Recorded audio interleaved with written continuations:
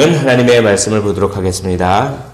우리에게 주신 하나님의 말씀 히브리서 11장 23절로 31절의 말씀입니다.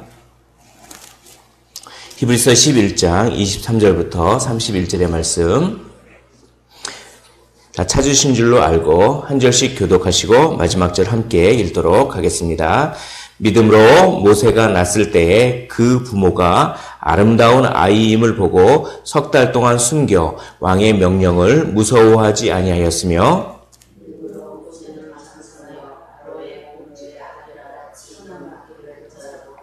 도리어 하나님의 백성과 함께 고난받기를 잠시 죄악의 낙을 누리는 것보다 더 좋아하고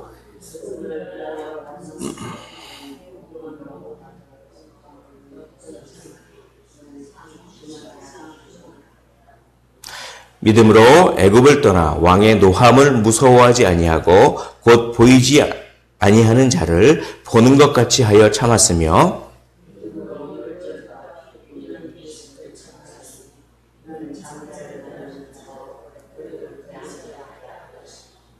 믿음으로 그들은 홍해를 육지같이 건넜으나 애굽 사람들은 이것을 시험하다가 빠져 죽었으며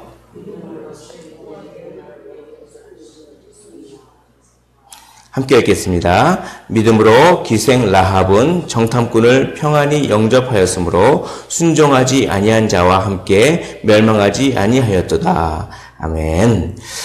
믿음은 모험의 요소가 있습니다. 믿음은 지금 현재 눈에 잘 안 보이거나 아니면 가능성이 없어 보이거나 아니면 뭔가 굉장히 어떤 유혹이라든지 어떤 그런 것들이 다가오거나 아니면 막 두려움이 몰려오거나 그럴 때 그렇게 눈에 이렇게 보이는 것 혹은 보이지 않는 것 그것에 초점을 맞추는 것이 아니라 하나님께 초점을 맞추면서 그 어떤 상황과 상관없이 하나님의 말씀대로 행동을 딱 선택하는 그런 모험적인 요소가 있는 것이 바로 믿음입니다. 왜냐하면 하나님께서 이런 분이시다라고 하는 하나님의 성품을 의지하기 때문에 그런 하나님의 성품을 의지하는 자는 보이는 것에 연연하지 않고 보이는 상황에 연연하지 않고 혹은 어떠한 가능성에 연연하지 않고 오로지 하나님의 성품, 하나님은 신실하시다. 하나님의 약속을 잘 반드시 지키신다. 하는 그 하나님의 성품에만 의지하기 때문에 그런 모험을 할 수가 있는 것입니다.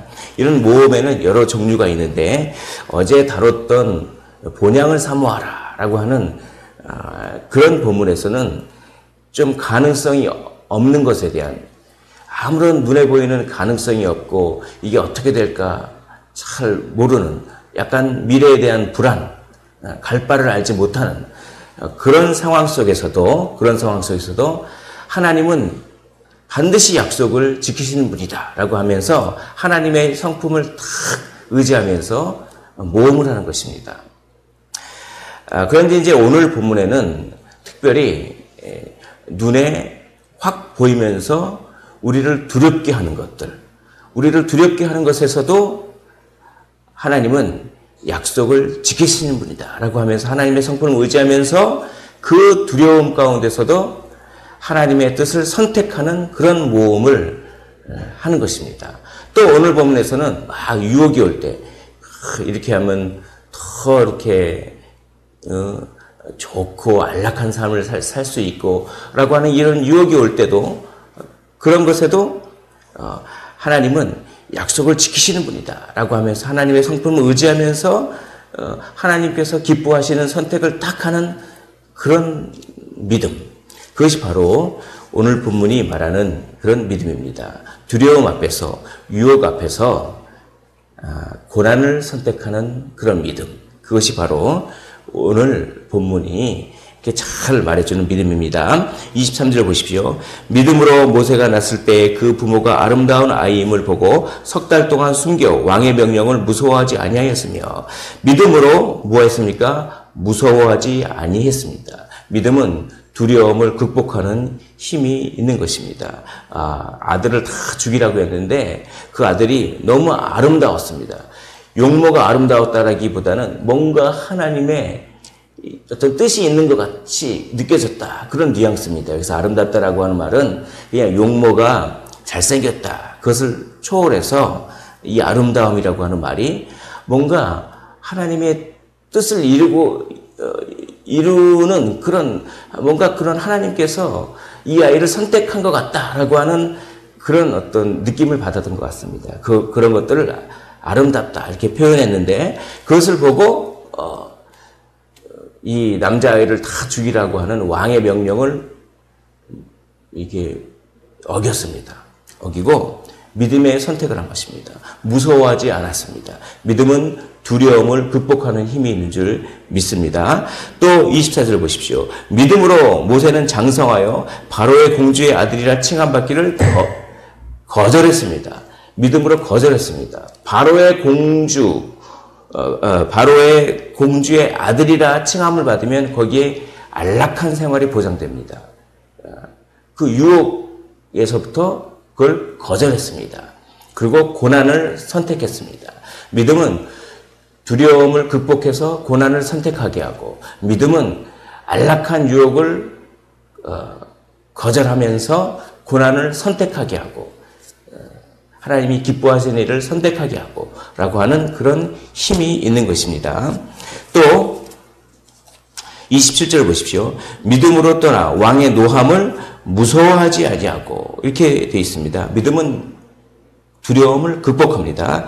또 28절 보십시오. 믿음으로 유월절과 피 뿌리는 예식을 정하였으니 믿음으로 어떤 예식을 정했다라고 하는 것은 뭔가 행동을 했다는 것입니다. 믿음은 선택합니다. 믿음은 행동하는 요소가 있습니다. 아니 이 피를 뿌려봤자 무엇하겠는가? 이것이 우리에게 무슨 도움을 주겠는가? 이렇게 해봤자 이게 우리에게 무슨 도움을 주겠는가? 이런 의심을 믿음은 극복하고 어떤 일을 행하게 합니다. 선택하게 하는 것입니다. 또 보십시오. 29절 보십시오. 믿음으로 그들은 홍해를 육지같이 건넜습니다. 믿음은 선택합니다. 믿음은 행동을 하게 합니다. 아니 이 홍해를 건너다가 저 따라오는 애굽 사람에게 우리가 붙잡히면 어떻게 하지? 라고 하는 이 두려움을 믿음은 극복하는 것입니다. 그리고 선택합니다. 그리고 행동하게 합니다. 그리고 믿음은 아니 이 홍해를 건너다가 갑자기 이 갈라졌던 그런 바다가 다시 합쳐져 버리면 어떡하지? 우리는 중간쯤 건너다가 바다가 다시 합쳐져 버리면 어떡하지? 우리는 바다에 다 빠져버리지 않겠는가? 라고 하는 이 의심을 믿음은 다 없애버리고 행동하게 합니다. 우리가 살아갈 때 하나님의 아주 강력한 은혜를 받고 결단을 합니다. 믿음의 결단을 합니다. 그래서 마치 홍해 바다가 딱 갈라지는 것 같은 그런 은혜를 경험합니다. 그래서 그 홍해 바다 가운데를 막 걸어갑니다. 중간쯤 걸어갑니다. 그런데 갑자기 의심이 듭니다. 이 홍해 바다가 갈라졌던 게 다시 합쳐져 버리면 어떡하지? 우리 인생이 한 번 은혜를 받으면 그 은혜를 끝까지 붙잡고 믿음을 끝까지 붙잡고 가야 되는데 순간순간 마귀가 하나님이 언제까지 널 도와줄 줄 아냐? 이렇게 의심하게 만듭니다. 그리고 저 뒤에 따라오는 애국 군대 반드시 붙잡히고 말 거야. 이렇게 천천히 건너가다가 거기는 노약자도 있었으니까 천천히 건너가고 어린이들도 있었으니까 저 바로의 군대는 지금 탱크를 타고 병거를 타고 무서운 속도로 쫓아오고 있어. 이렇게 그냥 천천히 그냥 노인들, 어린아이들, 가축들 다 끌고 천천히 걸어오다가 너네들은 분명히 따라잡혀서 그냥 죽고 말 거야. 마귀가 이렇게 두려움과 의심을 불러일으킵니다. 그러나 믿음의 사람은 이렇게 생각합니다. 홍해를 여셨으니까 하나님께서 우리의 삶을 끝까지 책임지신다. 이렇게 생각하는 것입니다. 하나님께서 이 홍해바다도 갈라지게 하는 그런 하나님께서 우리를 사랑하시고 그렇게 우리에게 은혜를 베푸셨다면, 그랬다면 하나님께서는 끝까지 책임지실 거야.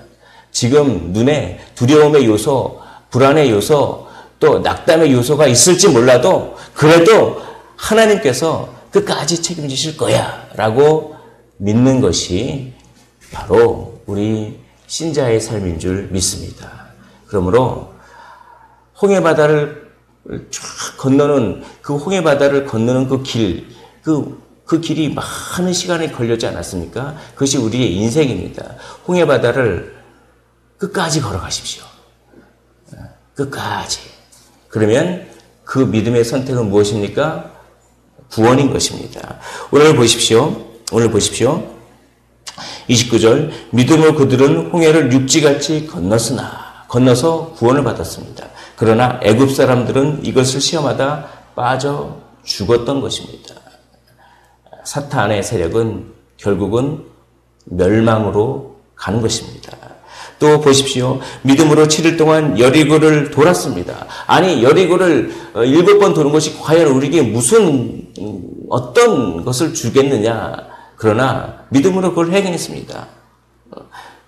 그 결과는 여리고성이 무너진 것입니다. 구원인 것입니다. 믿음의 선택 그 결과는 구원인 것입니다. 31절 보십시오. 믿음으로 기생 라합은 정탐꾼을 평안히 영접했습니다. 아니 이 정탐꾼을 평안히 영접했다가 나중에 그것이 발각되면은 자기가 죽을지도 모르는데 그런 공포와 두려움을 믿음은 어떻게 합니까? 그 두려움을 극복하게 하고 믿음의 선택을 하게 되는 것입니다. 고난의 행동을 하게 하는 것입니다. 그 결과는 무엇이었습니까? 멸망하지 않았습니다. 순종하지 아니한 자와 함께 멸망하지 아니했습니다. 구원입니다. 그러므로 믿음의 선택은 우리에게 구원을 줄 믿습니다. 오늘 말씀을 정리하면서 믿음은 불안 가운데서도 가능성이 없는 것 가운데서도 선택을 합니다. 행동을 합니다. 믿음은 유혹 가운데서도 선택을 합니다. 고난을 선택합니다. 믿음은 두려움과 공포 가운데서도 선택을 합니다. 행동을 합니다. 그 결과는 구원입니다. 왜 이렇게 믿음은 선택하는 힘이 있을까요? 믿음은 사랑을 불러일으키기 때문에 그렇습니다. 믿으면 사랑하게 되어 있습니다. 사랑하면 선택합니다. 행동합니다.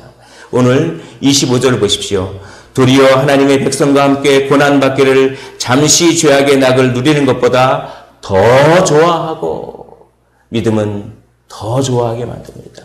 믿음은 세상 것보다 두려움보다 하나님을 더 좋아하게 만듭니다. 사랑하게 만듭니다. 믿음은 하나님을 바라보게 만듭니다.